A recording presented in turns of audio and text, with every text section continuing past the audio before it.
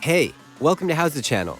In today's tutorial, we will teach you how to check if Drive uses GPT or MBR Partition style in Windows 11.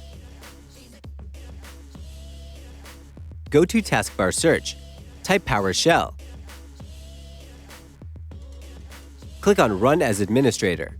Windows PowerShell window will open. Type the command that you can find in the description box below. Press Enter to run. You will see information about partition type.